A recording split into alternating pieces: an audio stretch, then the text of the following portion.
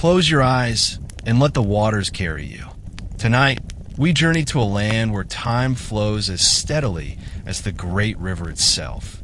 A land of golden deserts and green, fertile banks of kings who wore crowns of gold, and gods whose names were carved in a stone to last forever. This is Egypt, a place where history is not locked away in books, but written into the sand, the stars, and the eternal whisper of the Nile. We will walk through the dawn of its first villages, stand in the shadow of its pyramids, and drift past the grand temples that rose under the watchful gaze of pharaohs. We will see empires come and go, hear the voices of merchants, scholars, and soldiers, and watch as the land transforms, yet always remains itself. So let the day fall away. Let the hum of the present fade. The river is waiting, and it has stories to tell. The air is cool and still. The horizon is brushed with the first hints of dawn, a pale gold bleeding into the soft blue of the night sky. You stand on the banks of a great river, the Nile, its waters gliding past in a slow, endless rhythm. Birds stir in the papyrus reeds, their calls mingling with the gentle lap of water against the shore. This is Egypt before history, before kings, before the world would know the names of its rulers. Villages of mud brick homes nestle along the river's edge. People rise with the sun, their lives woven into the rhythm of the floods. Each year, the Nile swells, spilling dark, rich silt over the land. This is a gift so constant, so life-giving, that it becomes the heart of all existence here. In these first quiet centuries, the river is not just a waterway. It is the lifeline, the calendar, the giver of bread and beer. And as you listen to its whispering flow, you sense that everything yet to come, temples, pyramids, dynasties, will rise from this gentle current. Imagine walking a narrow path between fields just after the floods have receded. The soil beneath your feet is black and soft, ready for the year's planting. Farmers bend low, pressing seeds of emmer wheat and barley into the earth, their movements practiced and unhurried. Children chase each other along the embankments, laughter ringing over the fields.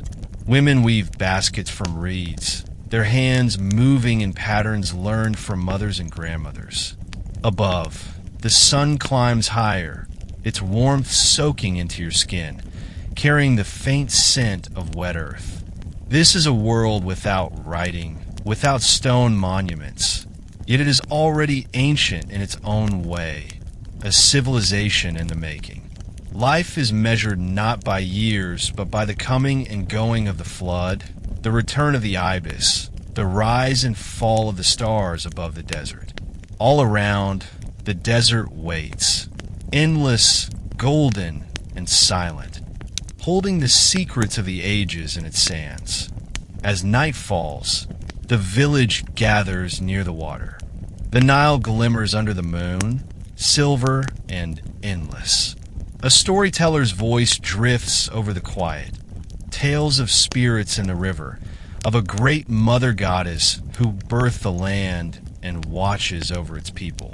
The crackle of the fire mingles with the soft hiss of water on the shore.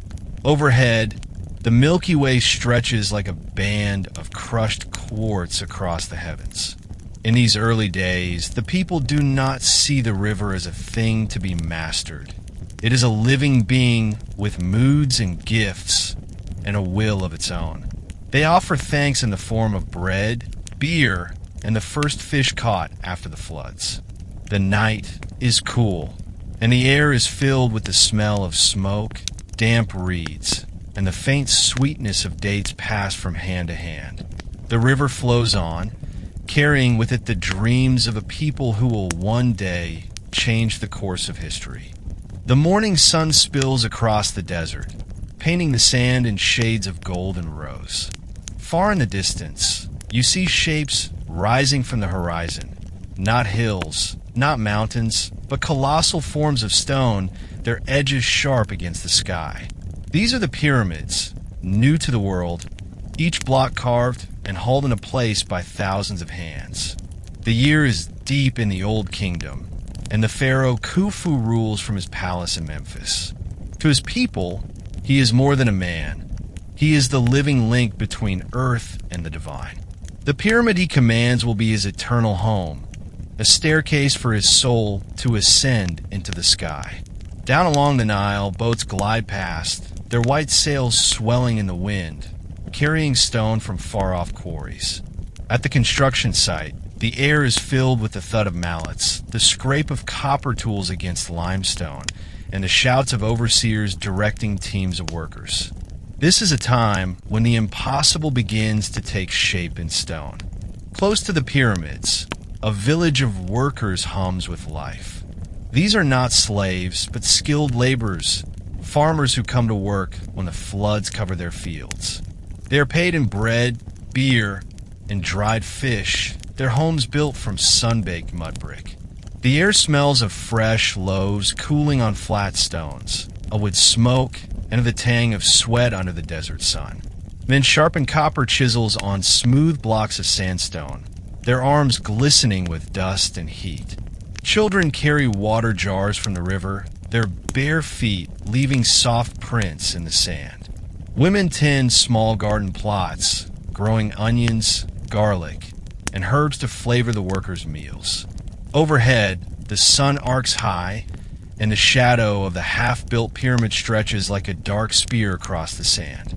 In the evenings, music drifts through the air, the soft beat of drums, the reedy song of flutes, voices lifted in chants to honor the pharaoh.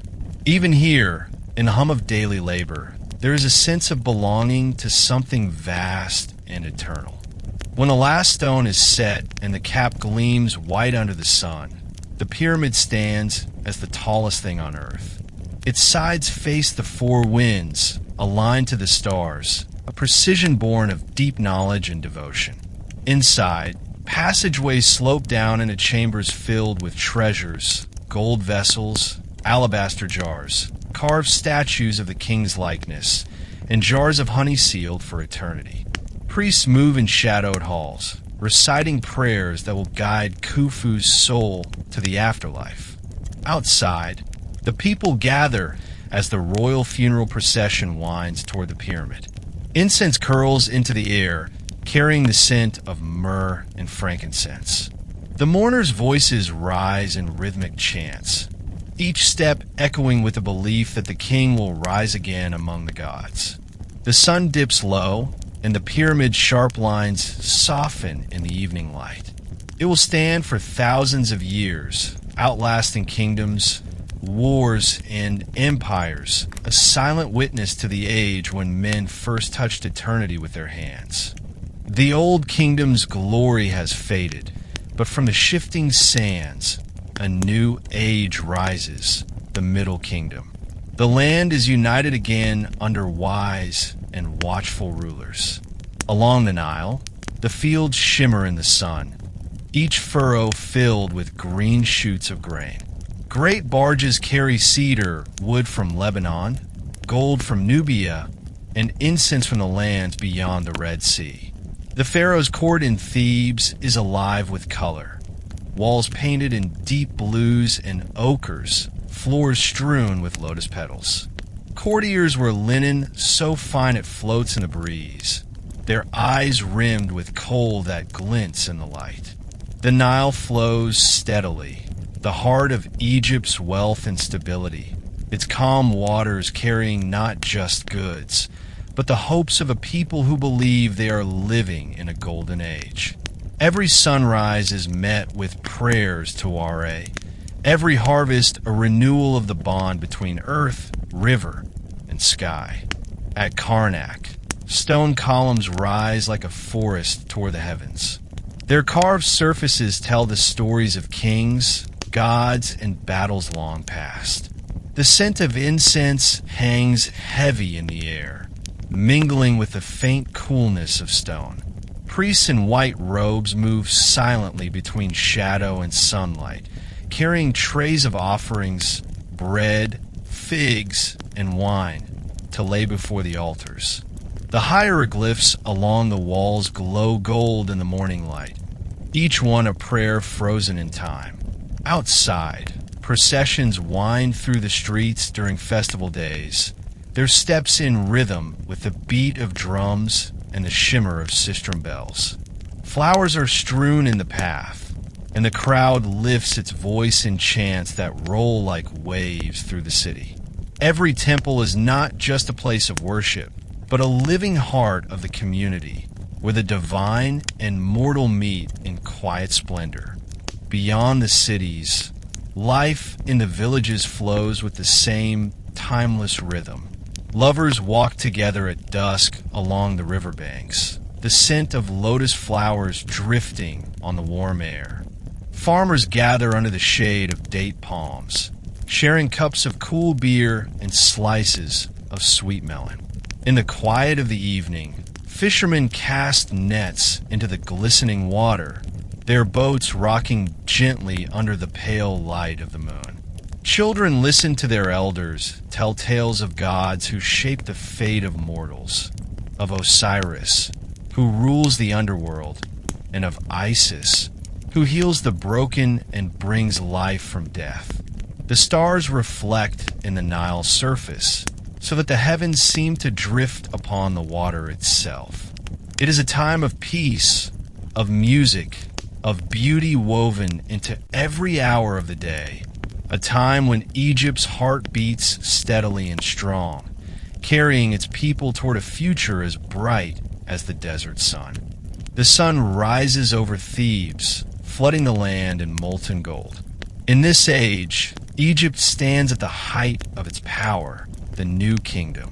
The air is alive with the bustle of markets, the lowing of cattle, the scent of spices drifting from shaded stalls. Merchants from distant lands crowd the harbor, their boats heavy with ebony, ivory, and fragrant oils. The streets are alive with music, the beat of drums, the bright clash of bronze cymbals, the soft murmur of flutes. Soldiers in gleaming chariots roll past, their horses' manes braided with ribbons. This is the reign of Ramses II, a king whose name will echo through the centuries. His image is carved in colossal statues, each one gazing toward the horizon as if watching over the land for eternity. All around, temples rise like mountains of stone, their walls etched with the stories of Egypt's triumphs, their colors blazing in the desert sun. In the Valley of the Kings, the cliffs glow red under the setting sun. Hidden beneath their stony faces lie the tombs of Egypt's greatest rulers, each passageway painted with scenes of the afterlife, rivers of stars, gates guarded by gods, and the endless journey of the soul. Deep within his own tomb, Ramses II rests among treasures meant to last for eternity. Golden amulets, alabaster jars, and the painted faces of protective deities. Outside, the desert wind whispers over the sands, carrying the faint scent of acacia from the valley below. As night falls, the Nile mirrors the sky, so that the pharaoh's spirit may travel freely between the realms of the living and the dead. This is Egypt at its most radiant, a civilization crowned with power, beauty, and belief, a time when the gods seemed to walk beside mortals, and the pharaoh's name was spoken as if it were a prayer. In the Valley of the Kings, the cliffs glow red under the setting sun. Hidden beneath their stony faces lie the tombs of Egypt's greatest rulers, each passageway painted with scenes of the afterlife, rivers of stars, gates guarded by gods, and the endless journey of the soul. Deep within his own tomb, Ramses II rests among treasures meant to last for eternity. Golden amulets, alabaster jars, and the painted faces of protective deities. Outside, the desert wind whispers over the sands, carrying the faint scent of acacia from the valley below. As night falls, the Nile mirrors the sky, so that the pharaoh's spirit may travel freely between the realms of the living and the dead. This is Egypt at its most radiant, a civilization crowned with power, beauty, and belief, a time when the gods seemed to walk beside mortals, and the pharaoh's name was spoken as if it were a prayer. The sun still rises over the Nile, but the light feels different now, softer, tinged with the faint gold of late autumn. Egypt's greatness is not gone, yet there is a sense of change in the air. Foreign envoys arrive more often at the pharaoh's court, speaking languages the locals do not know. From the north, traders bring silver from the Aegean. From the south, Nubian soldiers stand in the pharaoh's service. The temples remain grand, their walls still vibrant with painted stories, but the people whisper of wars beyond the horizon, battles in lands whose names sound strange on Egyptian tongues. In the markets of Thebes, goods are still plentiful, yet there's an undercurrent of unease. Even the river seems quieter some mornings, its surface glassy under the pale dawn, as if it too feels the weight of a changing world. The first invaders come with chariots and bows, their faces shaded by helmets of foreign design. The Libyans press from the west, the sea peoples from the north. Egypt fights and often wins, but each victory feels smaller than the last. The pharaoh's armies march under banners of gold and lapis, but the land they return to feels older, more fragile. Villages near the borders fall silent, their fields left untended. The desert, patient as ever, creeps closer, swallowing abandoned roads and half-buried statues. In the cities, life goes on. Priests still burn incense in the temples. Lovers still walk along the riverbanks. But there is a shadow in every heart. Even the festival processions seem quieter, their music softer, as if the people know the gods are listening more closely now. In the twilight years, the last native pharaohs wear crowns heavy with both gold and memory. They rule from cities surrounded by foreign merchants, their armies filled with men from distant lands. The temples remain filled with offerings, jars of wine, carved ivory, delicate faience beads. Yet the treasures feel more like echoes of a brighter age than promises of the future. The Nile still floods, bringing life to the fields, but the seasons feel less certain, the harvests less bountiful.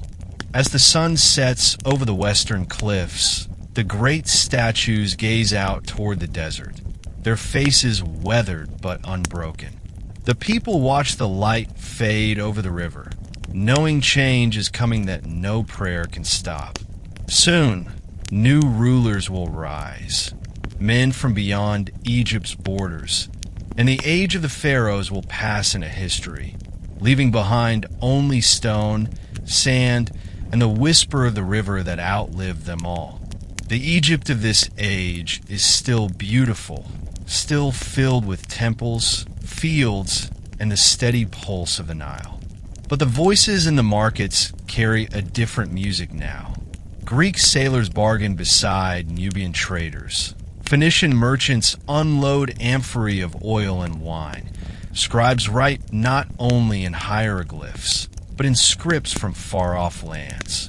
The pharaoh's court is no longer purely Egyptian. Advisors from distant kingdoms speak in hushed tones, their accents marking them as outsiders. The statues of the gods still stand, but now new deities appear beside them, carried here by the beliefs of foreign rulers. In the golden light of evening, the Nile reflects a world that is both familiar and changed, an Egypt that has learned to speak in many tongues. When the Persians come, they bring the order of a vast empire. Royal messengers ride swift horses along new roads. Taxes are collected with precision, The pharaoh, now a satrap under the great king, wears a crown that carries the weight of two worlds. The temples remain sacred, yet the offerings are counted by foreign officials. Soldiers in long cloaks stand at the palace gates, their faces shadowed by tall caps. The people still plant and harvest, still weave linen and press oil from seeds, but the festivals feel quieter, more restrained. In the evenings, storytellers speak of past glories, of kings who ruled the two lands without answering to any foreign master. The stories are told in low voices, under the stars, as the river drifts by in the dark. When the armies of Alexander the Great arrive, they come not only with weapons, but with architects, scholars, and dreams of a new city by the sea. Alexandria rises like a vision, its streets wide and ordered, its harbor filled with ships from across the Mediterranean. The language of the court shifts again, now echoing with Greek words, yet the temples of Karnak and Luxor still receive offerings as they have for centuries. The priests adapt, the people adjust, and life flows on. The great library begins to gather the knowledge of the world, scroll by scroll, while in the villages, fishermen cast their nets, as they always have. The Nile carries both the weight of history and the promise of new beginnings, its waters now touching lands far beyond the desert horizon. Cleopatra sails upriver on a golden barge, its deck shaded by silken canopies, its oars dipping in perfect rhythm. The scent of lotus blossoms drifts over the water. Priests greet her at each temple, offering bread, wine, and prayers. In Memphis, statues of the gods gleam in the sunlight, their faces unchanged though centuries have passed. Yet in the streets, there are new sights. Roman traders with their short tunics and clipped speech, coins stamped with the faces of foreign emperors. The people bow to Cleopatra, but they know Rome's influence grows like the desert wind, steady and unstoppable. Even the grand festivals, with their drums, flutes, and flowers, carry a subtle note of uncertainty beneath the joy. Cleopatra sails upriver on a golden barge, its deck shaded by silken canopies, its oars dipping in perfect rhythm. The scent of lotus blossoms drifts over the water. Priests greet her at each temple, offering bread, wine, and prayers. In Memphis, statues of the gods gleam in the sunlight, their faces unchanged though centuries have passed. Yet in the streets, there are new sights. Roman traders with their short tunics and clipped speech, coins stamped with the faces of foreign emperors. The people bow to Cleopatra, but they know Rome's influence grows like the desert wind, steady and unstoppable. Even the grand festivals, with their drums, flutes, and flowers, carry a subtle note of uncertainty beneath the joy. In the end, it is not the desert, nor the flood, nor the gods that take Egypt, but the turning tide of empire. The Battle of Actium leaves Cleopatra's hopes scattered like reeds on the riverbank. Back in Alexandria, she walks the palace halls one last time, her mind filled with memories of sunlit sails, temple chants, and the steady heartbeat of the Nile. The city is quiet under Roman ships' watchful eyes. The queen makes her choice, one that will echo through history, a final act of defiance against becoming another jewel in Rome's crown. When she is gone, the double crown is placed in foreign hands, and Egypt becomes a province, its pharaohs gone forever. Yet the Nile flows on, carrying the light of 1,000 years into the horizon, a river that remembers every dawn, every voice, every dream. The banners of Rome now fly above Alexandria, their crimson cloth catching the sea breeze. Legionaries march along the streets, their sandals striking the stone in unison, shields glinting in the sun. Yet beyond the city's marble walls, Egypt remains the same in many ways. Farmers bend over their fields along the Nile. Fishermen mend their nets at dawn, and the desert wind still carries the scent of warm sand. Taxes are now paid in Roman coin, stamped with the profile of emperors far away. Latin words mingle with Greek and Egyptian markets. The temples stand, but their priests bow to governors instead of pharaohs. It is a new order, yet the river's steady pulse reminds the people that the heart of Egypt beats deeper than any empire's reach. Under Roman rule, Egypt becomes both breadbasket and jewel of the empire. Great granaries rise along the Nile's banks, filled with the grain that will feed Rome itself. Ships heavy with amphorae glide from Alexandria's harbor toward distant ports. Roman villas appear beside ancient mud brick homes, their gardens shaded by fig and olive trees. Gladiators fight in newly built arenas, their shouts and cheers echoing alongside the solemn chants of temple priests. In the streets, statues of emperors stand beside weathered carvings of Osiris and Horus. The people adapt, wearing Roman tunics at festivals, but still placing offerings of bread and flowers before the old gods. At night, the Nile reflects the light of oil lamps strung along the quays, just as it once reflected the torches of Pharaoh's processions. As centuries pass, the old temples grow quieter. Fewer pilgrims make the journey to Karnak or Luxor, and the great processions of the gods become rare. Stone carvings were thin under wind and time, their colors fading under the desert sun. Christianity begins to spread through the towns and villages, its simple chapels rising where once stood the shrines of ancient deities. The language of the pharaohs survives in the chants of priests, but it is heard less and less beyond the temple gates. Still, the Nile flows on, its floods nourishing the land as they always have, its waters carrying whispers of every age. And though the old gods fade into memory, their faces remain in stone, gazing out across the river they once ruled, unblinking, eternal. The Roman eagles still cast their shadows over Egypt, but their wings grow tattered with time. In distant lands, the empire stumbles, and here along the Nile, its grip loosens. The governors change more often, their orders carried on slower ships. The once busy harbors of Alexandria now have moments of stillness, where the water laps gently against empty quays.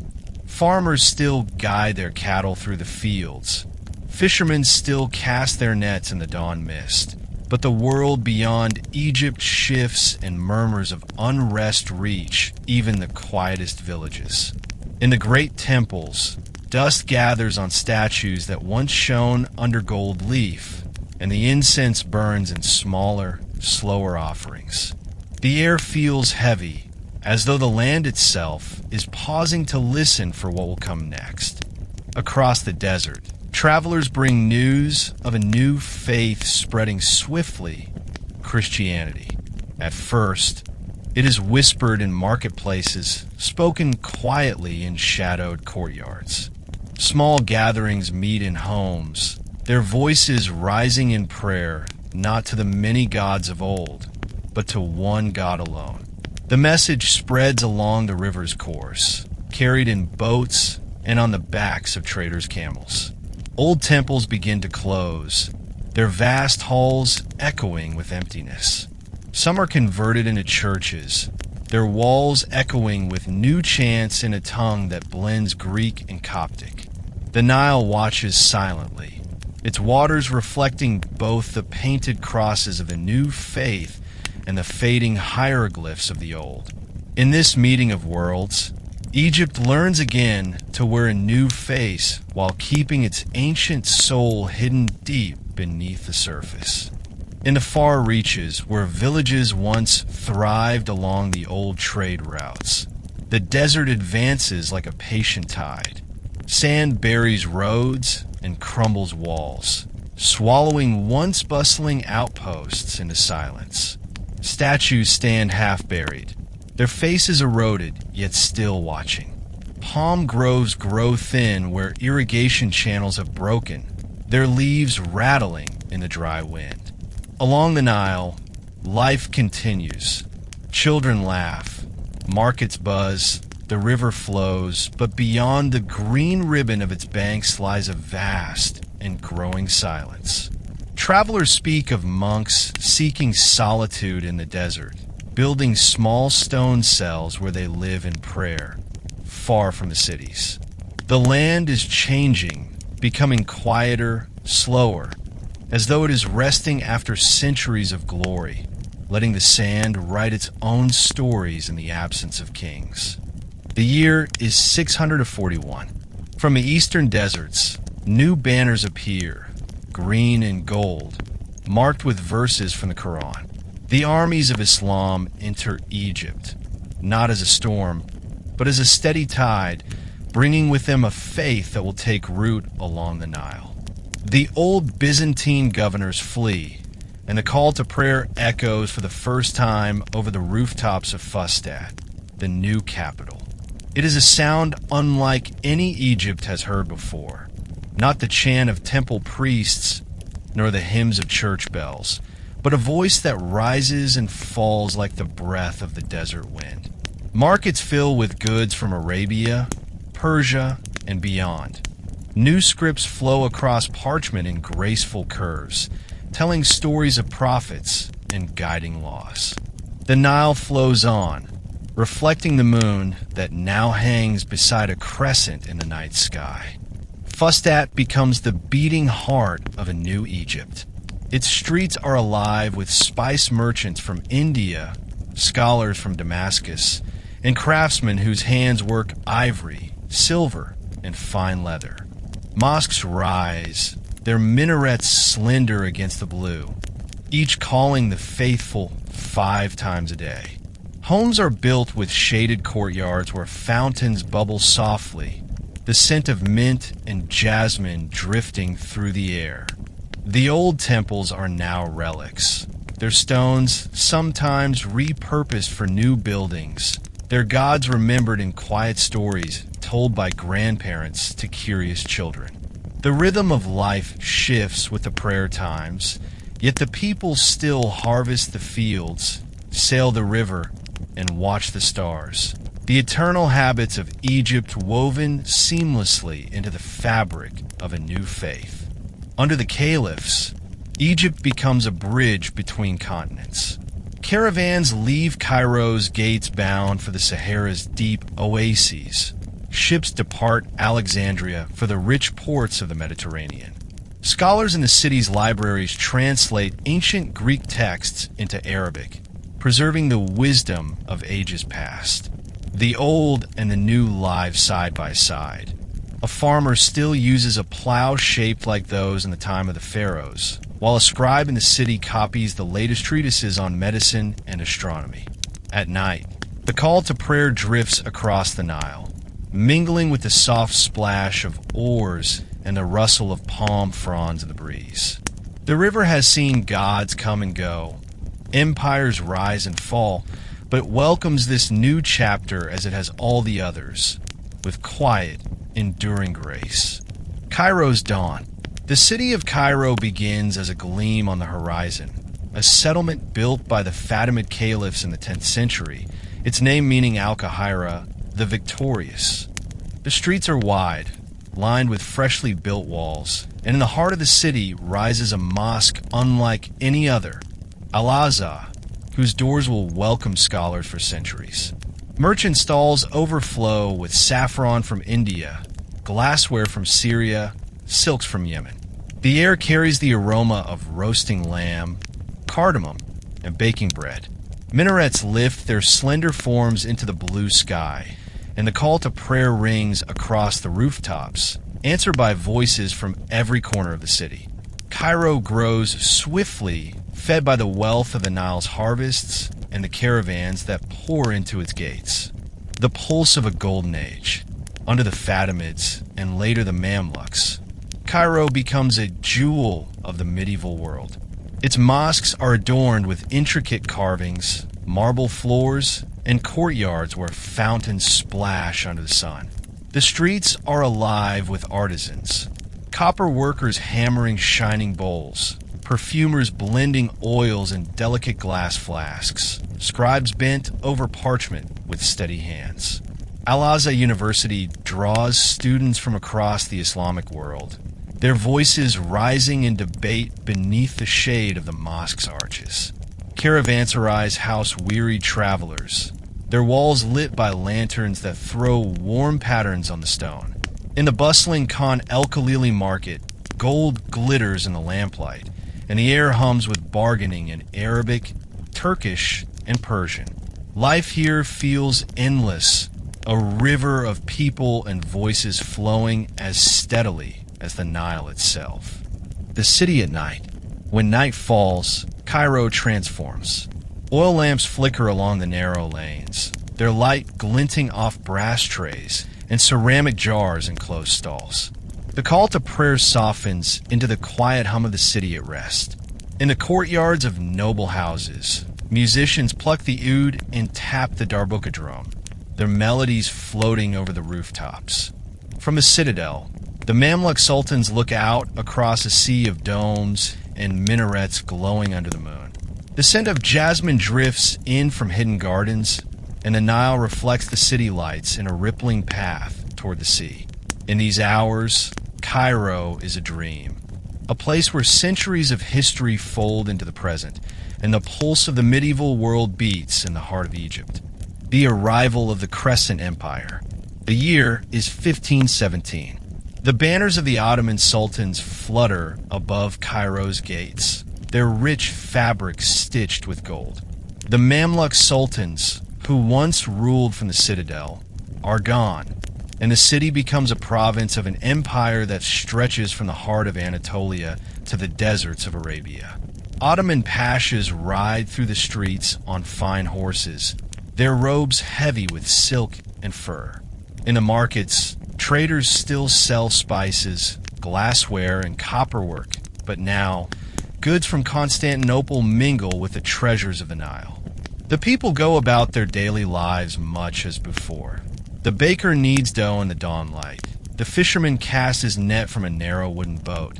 Yet in the background, a new authority shapes the laws, the taxes, the rhythm of the city. Cairo bows to Istanbul, but remains Egypt's beating heart. The life of the city. The Ottoman centuries are marked by both grandeur and quiet resilience. Mosques are repaired, new minarets rise, and caravanserais welcome merchants from Africa, Arabia, and beyond. The Khan El-Khalili market still hums with life, the air heavy with the scent of cinnamon and roasted coffee. Coffee houses become gathering places where men sit on low stools, sipping the dark, bitter brew as storytellers weave tales of heroes and lovers under the glow of oil lamps. In the courtyards of the great mosques, scholars still debate, their words echoing softly under the stone arches. The Nile continues to feed the land, its floodwaters celebrated in festivals that blend the customs of centuries past with the songs and prayers of the present. The long, quiet years. For 3 centuries, Egypt lies beneath the vast Ottoman shadow. The city's grandeur softens, its palaces weathering in the sun, its streets worn smooth by the endless passage of feet. Some years are rich, the granaries full, the markets overflowing.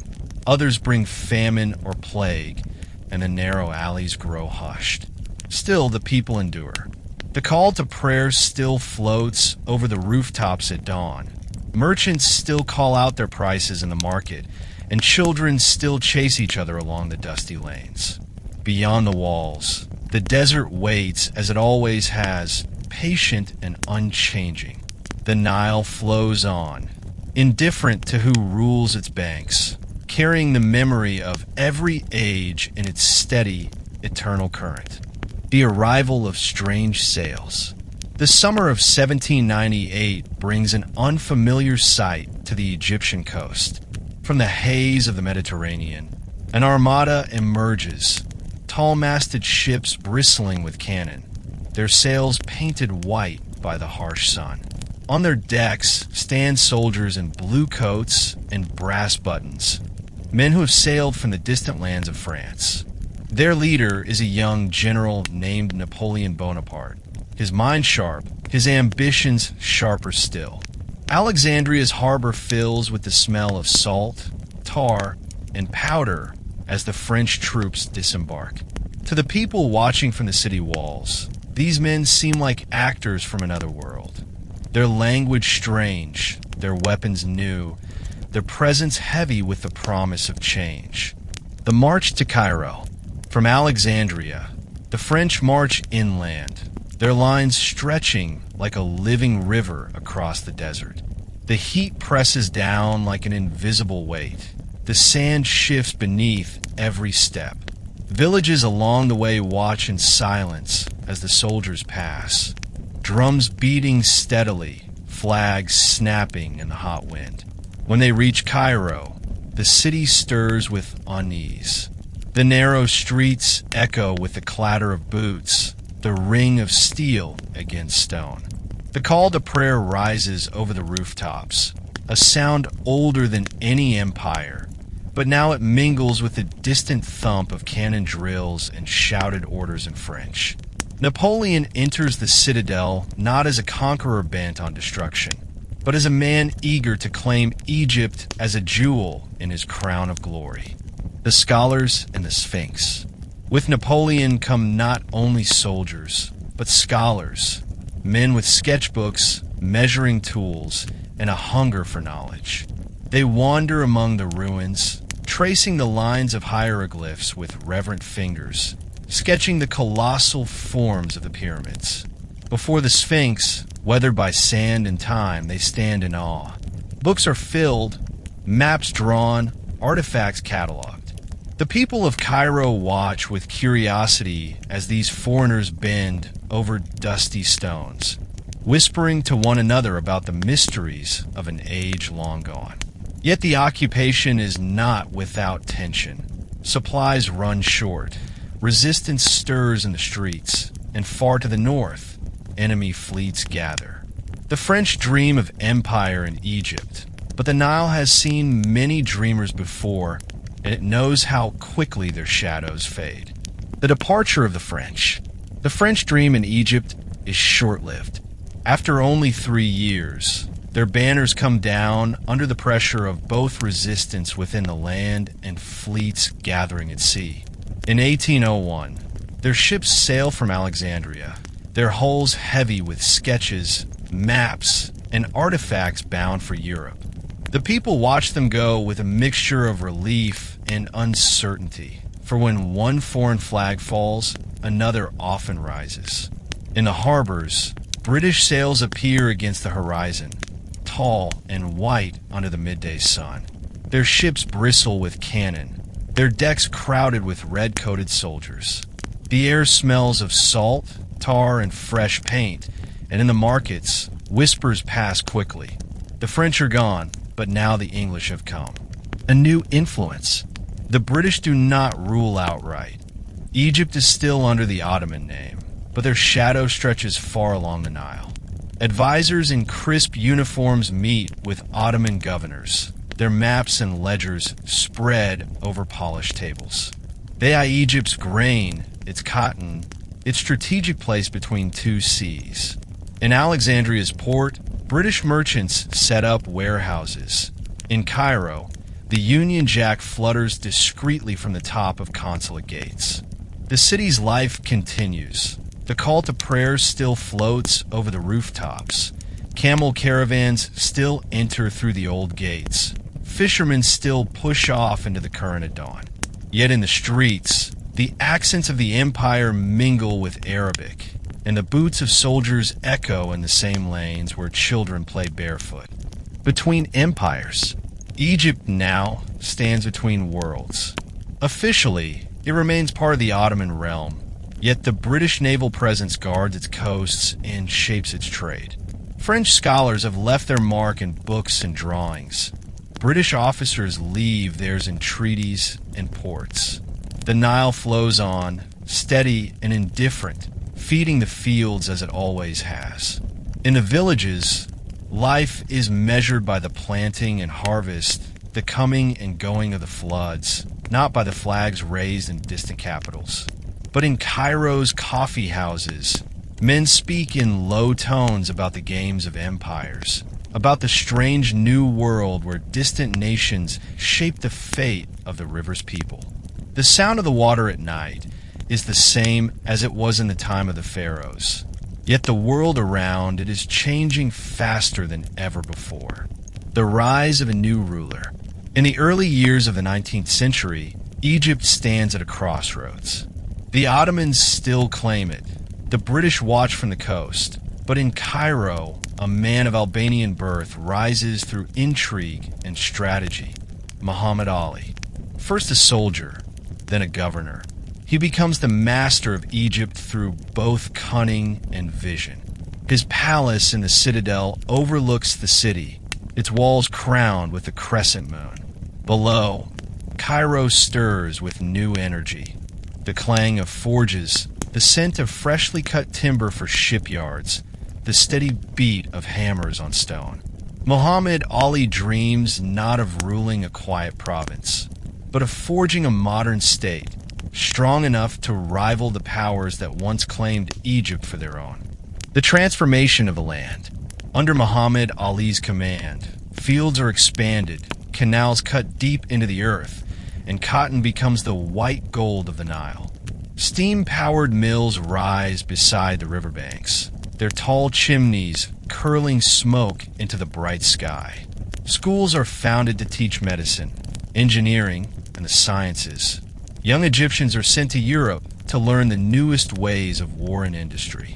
In the harbors, modern ships float beside the wooden sailboats that have plied the Nile for centuries. The old rhythms remain, the call to prayer, the fishermen casting nets at dawn. But now they are joined by the churning of machinery and the march of uniformed troops. Egypt begins to change its face, wearing both the timeless mask of the river and the sharp new lines of progress. Ambition and legacy. Muhammad Ali's ambition stretches far beyond Egypt's borders. His armies march into Sudan, Syria, even toward the gates of Anatolia itself, challenging the Ottomans who once placed him here. For a moment, it seems Egypt might rise as an empire of its own, a reborn power on the shoulders of the Nile. But such dreams demand a heavy price. In taxes, in conscription, in the sweat of laborers who dig canals and build roads under the unrelenting sun. When Muhammad Ali dies, his dynasty inherits both the wealth and the burden of his vision. Cairo stands transformed, its skyline marked by domes, minarets, and the beginnings of modern industry. The Nile flows beneath it all, carrying on as it always has, a witness to the restless ambitions of those who seek to command its shores. A dream in the desert. For centuries, merchants and kings dreamed of a waterway that would link the Mediterranean to the Red Sea, a passage that would let ships sail from Europe to Asia without rounding Africa's southern tip. In the mid-19th century, under the rule of Muhammad Ali's successors, that dream begins to take shape. French engineers arrive, maps are unrolled, and surveyors set out into the burning sands. The desert between Port Said and Suez stretches endlessly, its heat shimmering in the air. Yet here men dig and blast, carving a straight line for the sea to pass. Villages spring up along the route, clusters of tents and wooden huts where laborers sleep after long days beneath the merciless sun. In the evenings, the wind carries both the low murmur of Arabic songs and the clipped speech of French overseers. blending into the timeless whisper of shifting sand. The day the waters met. After a decade of toil, the moment comes when the waters of the Mediterranean kiss the waters of the Red Sea. The canal stretches like a silver ribbon through the desert, wide and deep enough for the largest ships of the age. In November 1869, dignitaries from across the world gather for the opening. Princes, kings, and emperors. Cairo hums with celebration. Alexandria's harbor fills with ships from every nation. At the canal itself, flags ripple in the desert wind, and steamships glide slowly through the new passage, their horns echoing across the flat, sunlit sands. The air is thick with the smell of salt, coal smoke, and flowers brought for the festivities. Egypt stands at the center of the world's gaze, its ancient river now joined to the highways of modern trade. The price of the passage. The Suez Canal brings wealth and traffic, but it also brings new entanglements. Control of this slender ribbon of water becomes a prize for empires. Foreign companies profit from its tolls, and Egypt's rulers borrow heavily to pay for their grand projects, their debts pulling them into the hands of European creditors. The canal changes more than trade. It changes the balance of power along the Nile. Steamships now pass daily, their dark smoke curling above the flat horizon, while in nearby villages, farmers still guide their oxen through the flooded fields as they have for thousands of years. The canal stands as both a triumph and a tether, a marvel cut through the desert, binding Egypt ever closer to the currents of global ambition. The debt and the takeover. The glitter of the Suez Canal's opening fades quickly into shadow.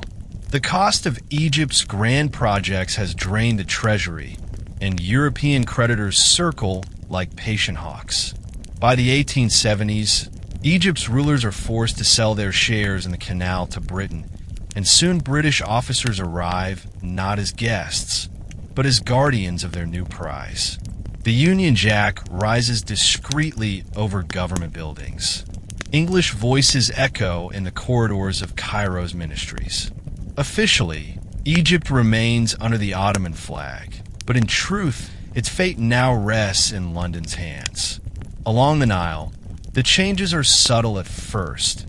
New railways snake through the fields, ports expand, and steamers puff upriver with the precision of a clock. But in the quiet of the villages, elders whisper that the river no longer belongs entirely to its own people. Life under watchful eyes. By the turn of the century, British soldiers patrol the streets of Cairo, their khaki uniforms bright in the midday sun. In Alexandria, the harbor bristles with British warships, their hulls painted dark, their flags snapping in the salt wind. Yet daily life continues. The muezzin's call still rises at dawn. Bread still bakes in clay ovens. Fishermen still pull silver flashes from the river's current. Markets overflow with goods. Cotton bales bound for foreign mills. Crates of tea and sugar arriving from across the seas. In coffee houses, the air thick with smoke, men speak cautiously of politics, their eyes flicking to the door. The British build schools, hospitals, and railways. But every project carries the quiet reminder of control, a reminder written in English on official papers and stamped with a foreign seal. The growing murmur.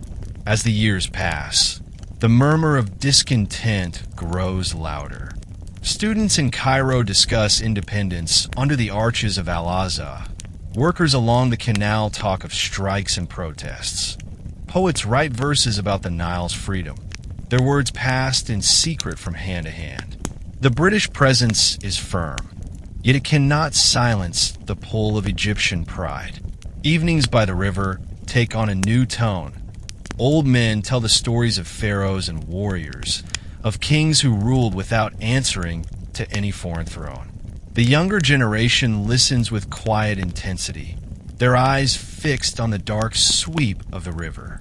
Beneath the calm surface, Egypt is waiting, as it always has, for the turning of the tide, the stirring of the people, The new century dawns, and with it comes a restless wind along the Nile. Egypt remains under Britain's watchful eye, but the streets of Cairo hum with new voices, students debating under the arches of Al-Azhar, workers gathering in the coffee houses of Shubra, merchants discussing the price of cotton alongside the cost of freedom. Pamphlets pass quietly from hand to hand, their ink still fresh, their words daring to speak of independence. In Alexandria's port, ships come and go with their holds full of goods bound for foreign markets, while on the docks, laborers murmur about the profits that leave the land. The call to prayer still rises, the markets still bustle, but beneath it all, a steady heartbeat of discontent grows stronger with every season. The sparks of protest. By 1919, the discontent ignites into open protest.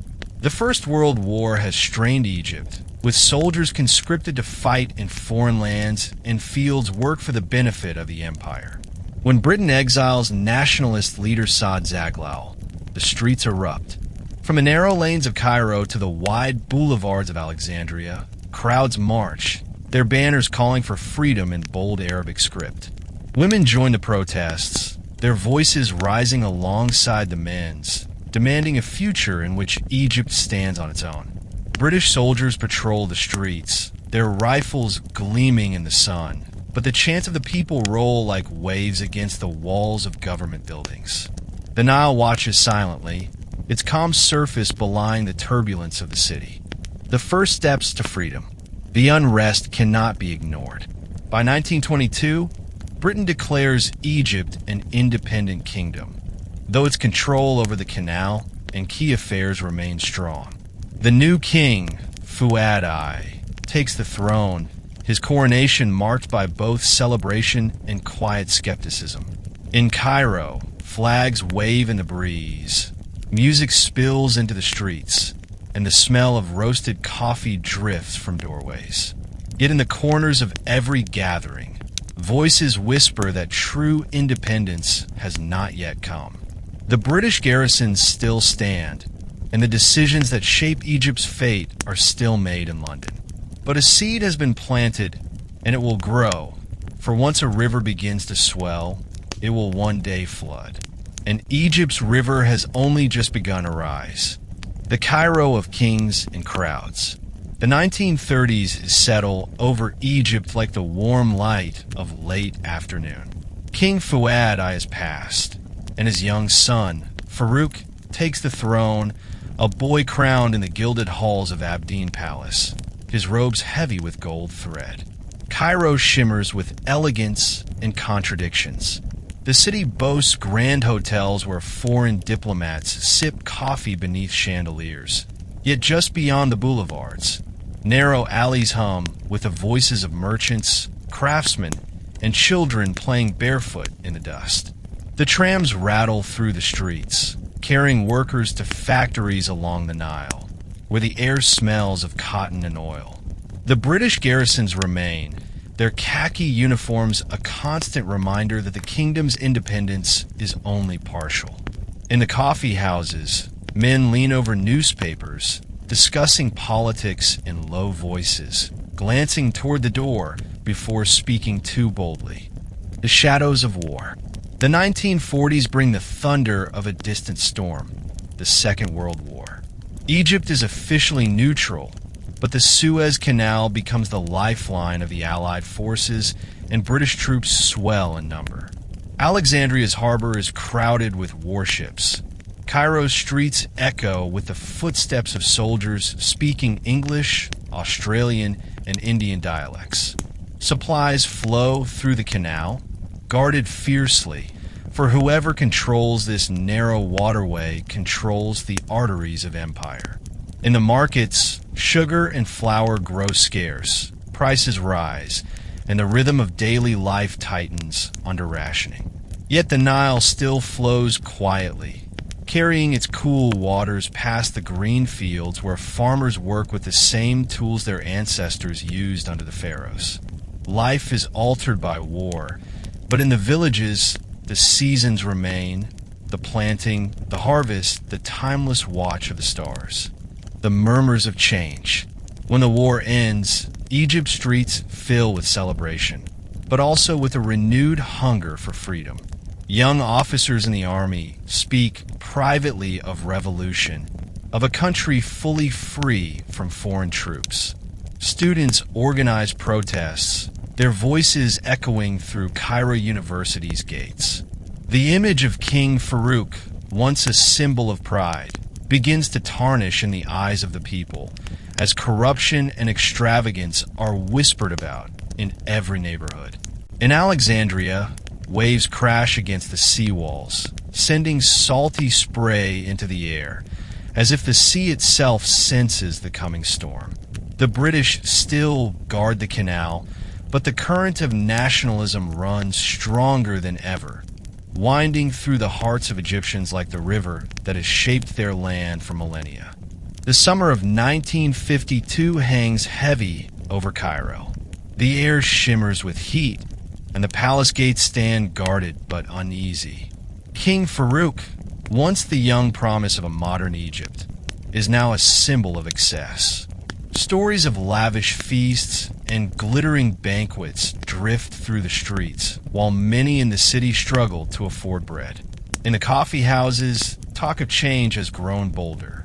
Officers in crisp uniforms meet in secret apartments, their words low but resolute. Egypt will be ruled by its own people, not by a monarch beholden to foreign powers. In Alexandria's harbor, royal yachts gleam in the sun, unaware they will soon carry the king away, not in triumph, but in exile. In the early hours, as the city sleeps under a moonlit sky, army trucks rumble through Cairo streets. The free officers, led by young men like Gamal Abdel Nasser and Mohammed Naguib, move swiftly. Barracks fall under their control, government buildings are surrounded, and radio stations broadcast the first announcement. The army has taken command to end corruption and restore dignity to the nation. Crowds gather, uncertain at first, then swelling with cautious hope. The Union Jack still flies over the canal, but for the first time in years, Egyptians feel the weight of their own destiny in their hands. The muezzin's call to prayer at dawn mingles with the sound of truck engines and soldiers' boots, a blending of the eternal and the urgent. Farouk's abdication comes swiftly. He boards his yacht in Alexandria, the sea breeze tugging at his white naval uniform. Behind him, the city's skyline glows in the late afternoon light, the domes and minarets standing as they have for centuries. Crowds watch from the docks, some silent, some cheering, as the yacht slips away toward exile. In Cairo, the free officers form a new government, their faces young but set with determination. The monarchy is gone, and the Republic of Egypt is born. The Nile flows past the changing capital, its waters catching the colors of sunset. It has seen kings rise and fall, temples crumble, and empires vanish. Now it welcomes a new chapter, carrying Egypt toward an uncertain, but entirely its own, future. In the months after the revolution, one voice begins to carry farther than the rest: Gamal Abdel Nasser. His words are simple but powerful, promising dignity, equality, and freedom from the shadow of foreign control. Cairo listens, and soon, so does the Arab world. Under the bright sun, banners of a new republic flutter in the breeze. Posters of Nasser's smiling face appear in shop windows and on street corners. The old palaces of kings now serve the people, at least in name, and land reforms begin to break the great estates into plots for farmers. In the villages, men gather around radios, listening to speeches that speak of a future built not for a few, but for all Egyptians. The Nile carries these dreams south and north, as if the river itself is learning a new language of hope. In 1956, Nasser makes a bold move, nationalizing the Suez Canal, declaring it belongs to Egypt alone. The announcement sends ripples across the globe. In Port Said, the Egyptian flag rises over canal offices and crowds cheer in the streets. But the celebration is short. Britain, France, and Israel launch a joint military strike. Bombs fall on Egyptian soil, and ships are blockaded. Yet the world watches differently now. The United States and the Soviet Union, rivals in the Cold War, both pressure the invaders to withdraw. When the dust settles, Egypt still holds the canal. The victory is more than strategic. It becomes a symbol, proof that Egypt can stand against the old empires. In the markets, people speak Nasser's name with pride, their eyes bright with the thought that the country's destiny is finally its own. Buoyed by victory, Nasser turns his vision outward. He dreams of uniting the Arab world into a single force, strong enough to shape its own future.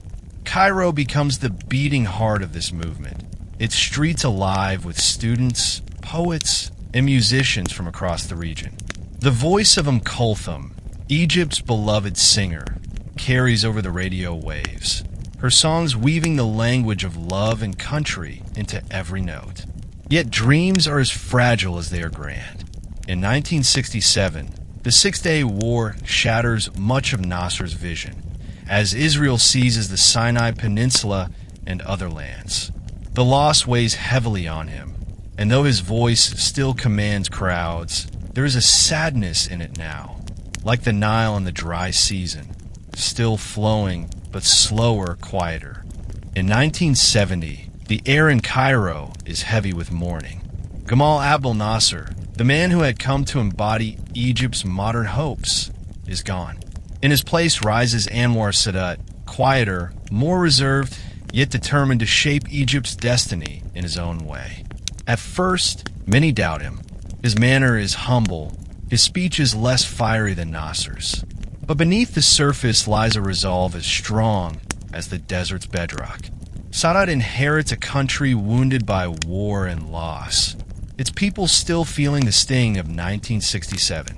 In the villages along the Nile, farmers speak of their sons serving in the army, their eyes fixed on the horizon. In the cities, shopkeepers, students, and soldiers all wonder, will Egypt's pride return, or will the shadow of defeat linger forever?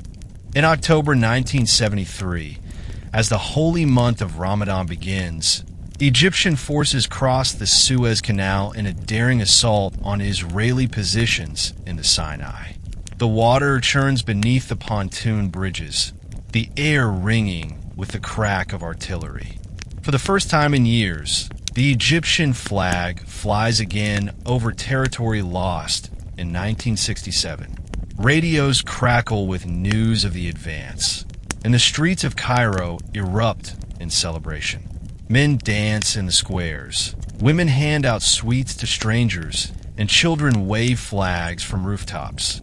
Though the war will end in a ceasefire, the crossing of the canal becomes a symbol, proof that Egypt can fight and win on its own terms. The Nile carries the news to every corner of the land, mingling pride with the knowledge that peace will be the next great challenge. For years later, the world watches as Sadat takes an unprecedented step. In 1977, he flies to Jerusalem, becoming the first Arab leader to speak before the Israeli parliament. His message is bold: no more bloodshed, no more wars. The image of Sadat stepping onto the tarmac in Israel shocks some, inspires others.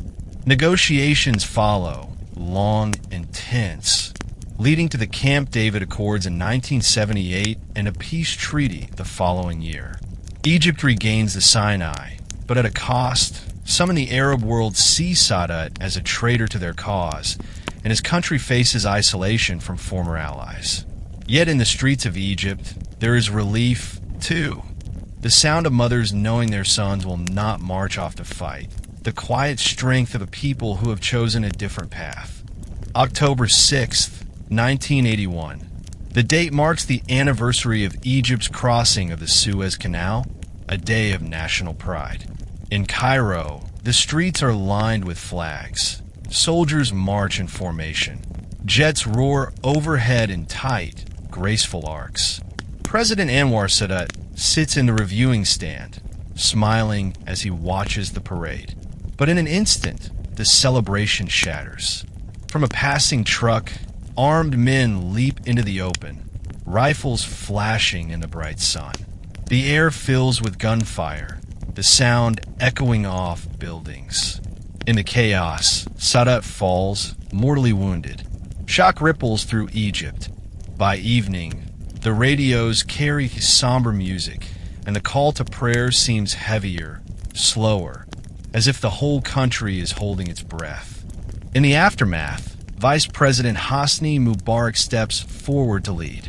A former Air Force commander, he is steady, cautious, and determined to preserve stability above all. The 1980s in Egypt feel quieter on the surface. No grand speeches, no dramatic shifts in foreign alliances. But beneath that stillness, the currents of change continue. Mubarak keeps the peace with Israel, maintains ties with the West, and works to rebuild Egypt's regional standing. In Cairo's markets, life hums along. The scent of fresh bread, the bargaining over vegetables, the shouts of boys chasing each other through alleys. But in the neighborhoods, conversations turn to the growing weight of everyday life. The cost of food, the lack of jobs, the sense that the promises of the revolution are drifting further away. Years become decades, and Mubarak's face becomes as familiar as the Nile itself. Steady, unchanging, always there. The skyline of Cairo begins to grow with concrete towers. Satellite dishes bloom on rooftops like metal flowers. In the countryside, farmers work the same narrow strips of green land that hug the river, their lives still bound to the rhythm of planting and flood. Tourists return to Egypt in great numbers, drawn by the pyramids, the temples, the ancient tombs. Hotels rise along the Red Sea coast, glittering against the desert. Yet political dissent is quietly watched, controlled, and often silenced. Egypt seems calm, but it is the stillness of deep water, smooth at the surface, hiding unseen currents below. And those currents are beginning to quicken. January 2011 begins like any other winter along the Nile. Cool mornings, soft breezes, the smell of roasting chestnuts drifting from street vendors' carts. But beneath the calm, the air is heavy with years of quiet frustration. Rising prices, corruption, and the long, unbroken rule of President Mubarak have left many Egyptians feeling trapped in their own land. News from Tunisia arrives like a sudden gust of wind. A people have risen and toppled their ruler. In Cairo's coffee houses, the talk grows louder, braver. On January 25th, thousands take to the streets. Young and old, men and women, waving flags and chanting for bread, freedom, and social justice. The sound rolls through the city like the beat of a distant drum, steady and unyielding. In the heart of Cairo, Tahrir Square becomes the beating heart of a revolution. Tents rise overnight, cooking fires burn, and chants echo against the surrounding buildings. The air smells of sweat, dust, and the fried falafel sold from carts at the edges of the crowd. Artists paint banners in bold colors. Poets recite verses to the masses. Strangers share food and blankets as though they have known each other forever. Overhead, helicopters circle and lines of riot police stand at the fringes, their shields catching the winter sun. Each day, the crowds grow. At night, the square glows under a sea of lights, candles, cell phones, and the bright flicker of television cameras broadcasting Egypt's uprising to the world. For 18 days, the protests hold firm, despite tear gas, arrests, and violence. The chants never stop. The square never empties. On February 11th, the announcement comes. Hosni Mubarak has resigned. In Tahrir Square, The roar of joy is deafening, a sound like the breaking of a dam. People weep, laugh, and embrace strangers. The air is electric with the feeling that anything is possible. Across Egypt, from Alexandria's Corniche to the far villages of Upper Egypt, celebrations erupt. The Nile flows beneath it all, calm and steady, as if it has seen such moments before. The rise and fall of rulers, the turning of history's wheel. But in this moment, Egypt feels new again, standing at the threshold of an unwritten chapter, a fragile new beginning. In the months after Mubarak's resignation, Egypt stands in the light of a new dawn, but the path ahead is hazy. The chants of Tahrir still echo in the streets, yet the unity of those days begins to fracture. The Supreme Council of the Armed Forces steps in to guide the transition, promising free elections. In the cafes and markets, hope and doubt mingle like the swirl of sugar in hot tea. Political parties form overnight, their posters appearing on every wall. In village squares, men gather to debate which leader might truly serve the people. But under the surface, there is unease. The old power structures still stand, and the habits of decades are not easily broken. In 2012, Egypt holds its first democratic presidential election. Mohammed Morsi of the Muslim Brotherhood wins by a narrow margin, his victory celebrated by some as a step toward true civilian rule. For a moment, the country feels as though it is learning to breathe on its own. Yet the year that follows is marked by growing tensions. Protests return to Tahrir, voices cry out against new decrees, and divisions deepen between those who see Morsi as a symbol of change and those who fear he is consolidating power. The summer heat of 2013 brings more than just the weight of the sun. Millions flood the streets once again, their chants calling for the president's removal. In July 2013, the military steps back into full control, led by General Abdel Fattah el-Sisi. Tanks roll through Cairo's avenues, and the city's pulse changes once more. Supporters cheer, believing stability will return. Opponents mourn the loss of what they saw as the revolution's promise. Curfews are imposed, and political gatherings grow quieter, watched closely by the authorities. Yet daily life carries on. Fishermen still cast their nets at dawn. The call to prayer still drifts over rooftops, and the Nile still reflects the city's lights at night. Egypt has entered a new phase, one neither entirely like the old nor fully like the dream of the revolution. A chapter still being written, its ending unknown. In the Egypt of the present, the Nile still winds its patient course, but the world along its banks has changed. Cairo's skyline now bristles with glass towers and cranes, rising above the domes and minarets of centuries past. Highways hum with traffic at all hours. The call to prayer mingles with the blare of car horns and the chatter of street vendors selling falafel and sugarcane juice. In Giza, tourists stand in the shadow of the Great Pyramid, holding smartphones where once explorers held sketchbooks. Farther south, farmers guide their donkeys along narrow irrigation canals, just as their ancestors did thousands of years ago. Modern Egypt is a mosaic, ancient and new, rural and urban, sacred and secular, each piece catching the light in its own way. The years since the revolution have brought both progress and hardship.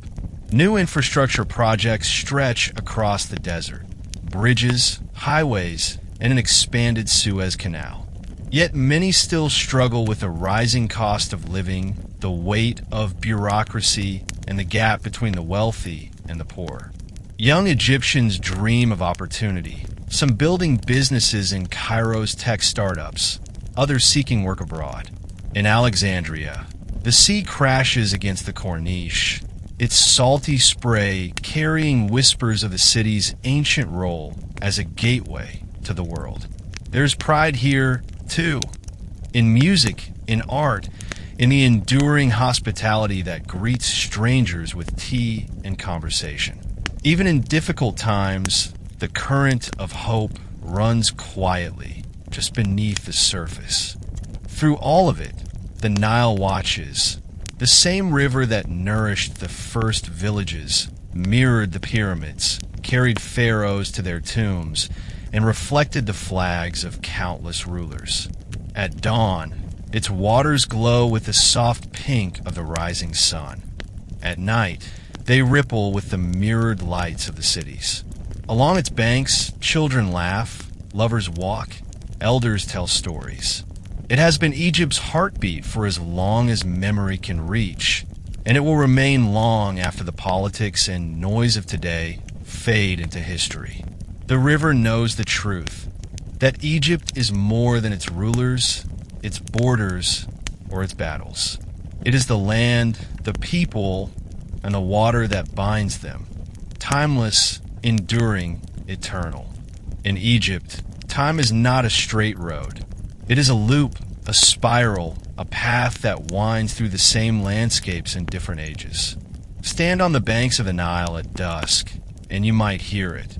The creak of a wooden water wheel that could be turning in the days of the pharaohs. The distant call of a boatman steering by the same constellations his ancestors once followed. The air smells of wet earth and wood smoke, and in that moment, the years seem to fold in on themselves. You can almost see the ghost of a pyramid builder walking beside a fisherman from today, their eyes both lifted to the same soft horizon. Every era has left its voice here. The hymns to Ra and Isis, once sung in temple courtyards.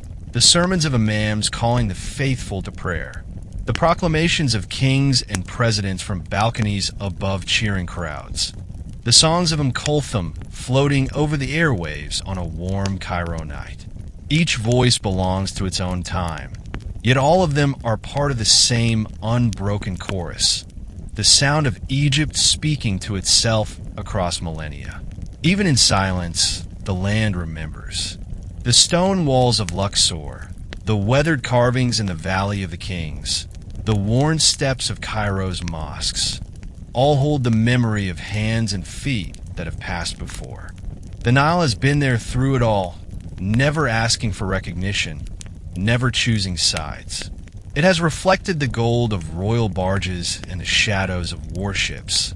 It has carried grain to feed empires and ferried refugees in times of loss. It has been the path of love letters folded into jars, of soldiers returning home, of fishermen who know every bend by heart. And now, in the present, it carries the same waters past skyscrapers and satellite dishes, past fields of wheat and palms swaying in the breeze. The river does not hurry. It knows that time belongs to it, as much as to the people who live along its banks. It will keep flowing, holding every chapter in its quiet, endless memory. Stand anywhere in Egypt, in the shadow of the pyramids, on the wind-blown plateau of Saqqara, in the crowded streets of Cairo, and you can feel it, the weight of centuries pressing gently against your skin. This is a land that has worn many crowns, spoken many tongues, and prayed to many gods, yet its essence has never changed. The desert stretches as it always has, its sands shifting in patterns older than any map. The river flows as it always has, its waters feeding the same green ribbon that has sustained life since the dawn of history. Every gust of wind carries grains of dust that may once have rested on the stones of Karnak, the walls of Alexandria, or the steps of the citadel. Egypt is a tapestry woven from countless threads, each era adding its own colors, its own patterns, its own stories. The pharaohs carved their names deep into stone so they would never fade. The Greeks built libraries to hold the sum of the world's knowledge. The Romans left fortresses along the desert edge. The Arabs filled the air with the call to prayer. The Ottomans crowned the skyline with slender minarets. The modern age brought railways, towers, and a restless tide of new voices. Walk through the streets of Luxor or Aswan, and you will pass through all of them at once. A boy herds goats down an ancient path. A train rumbles past a field where oxen plow the earth. Overhead, jet trails streak the sky, white lines crossing the same blue that watched the building of the pyramids. Through all the rises and falls, all the conquests and liberations, Egypt has remained itself, a living bridge between the past and the future. Its people carry the faces, languages, and traditions of every chapter written on this land. A merchant selling spices in the market, a teacher in a classroom, a fisherman at dawn, each is part of the same unbroken thread that stretches back to the first farmers who planted seeds in the black soil of the Nile's banks. The river still whispers to them, as it whispered to their ancestors, promising that life will endure, that the land will endure, that Egypt will always endure. And as the sun sinks beyond the desert horizon, painting the sky in gold and crimson, the timeless land exhales, knowing its story is far from over. Before the cities wake, the Nile is already awake. Its surface catches the pale light of dawn, turning silver, then gold, then the soft blue of a sky just beginning to warm. Fishermen push out their narrow wooden boats, their oars dipping with a rhythm learned over generations. The scent of wet reeds drifts on the morning air, mixed with the faint smoke of breakfast fires along the banks. A boy crouches at the water's edge, his reflection mingling with that of papyrus plants swaying gently in the current. Somewhere upriver, the same sun rises over ancient ruins, their stones warming as they have for thousands of mornings. The river ties them all together, the living and the long gone, in its silent embrace. The Nile has carried more than water. It has borne the cedar ships of pharaohs, the triremes of Greeks, the grain barges of Rome, the dhows of Arab traders, the iron-hulled steamers of empires. Along its banks, it has witnessed coronations, funerals, festivals, and wars. It has heard prayers in every language Egypt has ever known. Some nights under the moon, its surface lies so still it feels as though time itself has paused. Other nights, the wind stirs it into ripples that catch the starlight like a million tiny jewels. Always it moves forward, yet it never forgets, holding in its depths the memory of every age it has passed through, in the present.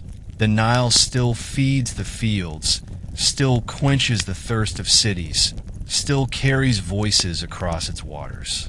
Children splash at its edges, their laughter carrying far in the evening air. Lovers walk its banks under the warm glow of street lamps. Elders sit on low stools, sipping tea and watching the current, their eyes seeing more than the moment before them, seeing the sweep of history, the unbroken chain of days that has made Egypt what it is. The river asks for nothing, yet it gives without ceasing. It will be here tomorrow, and the next day, and long after every stone and story has faded. For as long as there is an Egypt, there will be a Nile.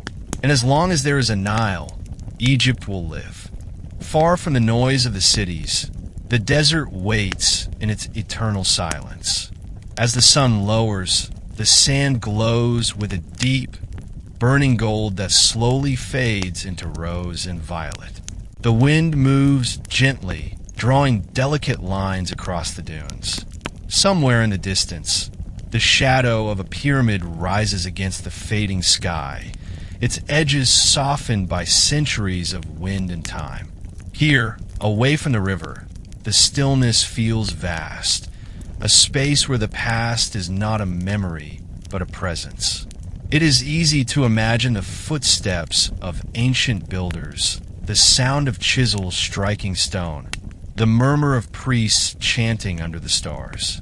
Nothing stirs now but the air and the slow turning of the earth.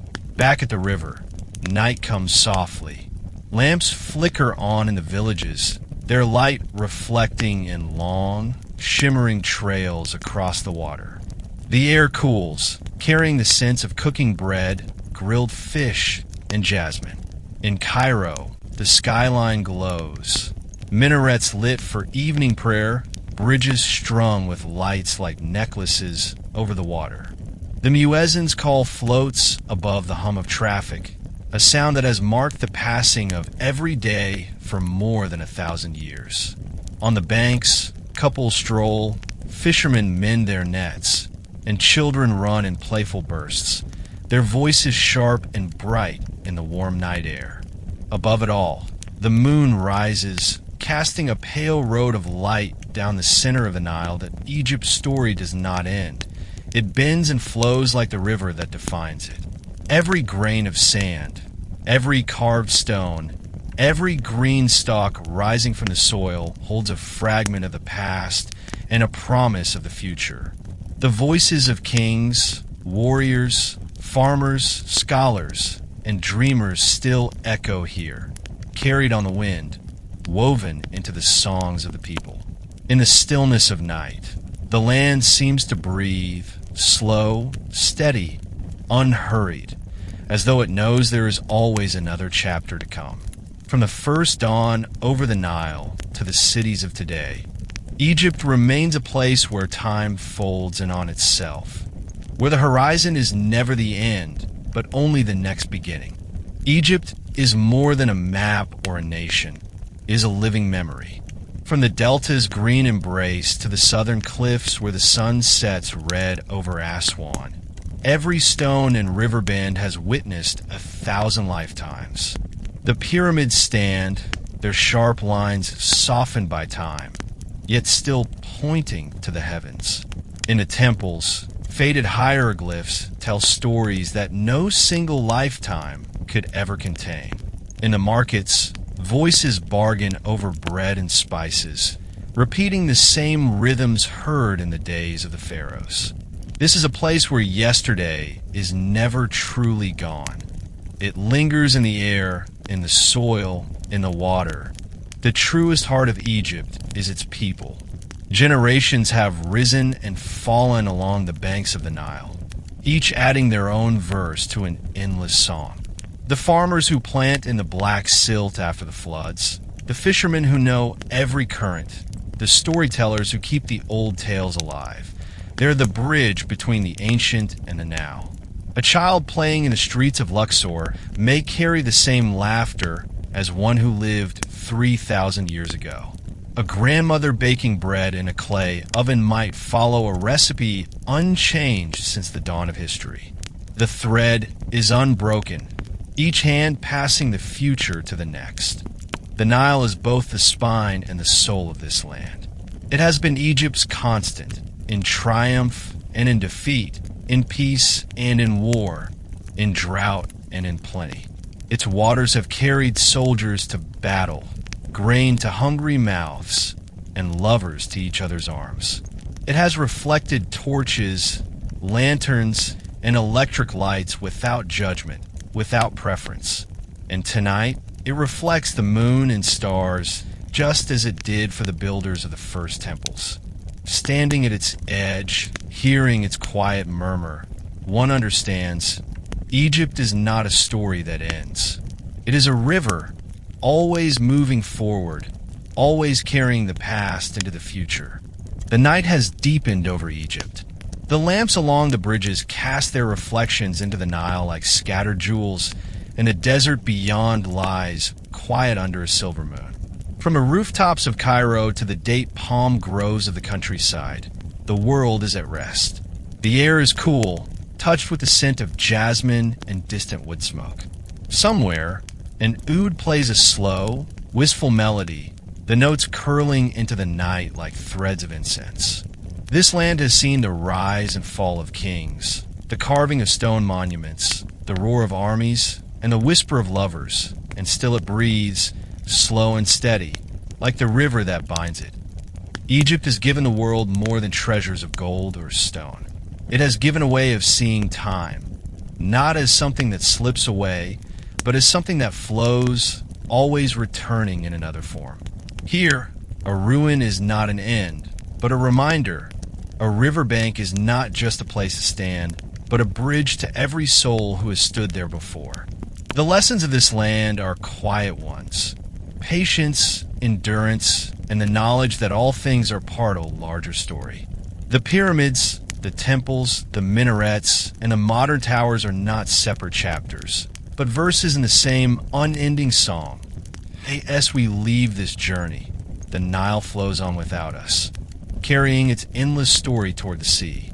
Its waters catch the starlight, just as they have for millennia, and its current hums with the voices of all who have lived and dreamed along its banks. Egypt does not end when the page turns or when the telling stops. It lives on in every grain of sand, every gust of wind, every ripple of water. And somewhere, tomorrow at dawn, the sun will rise over the desert and the river alike, lighting the land that has endured for 5,000 years. A land that will endure still. The centuries have passed before our eyes, each age flowing into the next like the waters of the Nile. We have seen Egypt rise from quiet villages to a mighty kingdom, felt the echo of footsteps in temple halls, heard the clash of armies at its gates, and watched as new faiths, new rulers, and new empires shaped its destiny. Yet for all that has changed, one truth has remained: the Nile still flows. Its currents carry the memory of every dawn, every voice, every dream that has touched its shores. The kings and queens are gone, the gods are silent, but the river still moves beneath the same stars, still feeds the same fields, still whispers the same ancient song. As we leave this journey behind, remember, Egypt is not just a place in history. It is a living thread in the fabric of time. And somewhere, even now, the river waits for the next chapter to begin.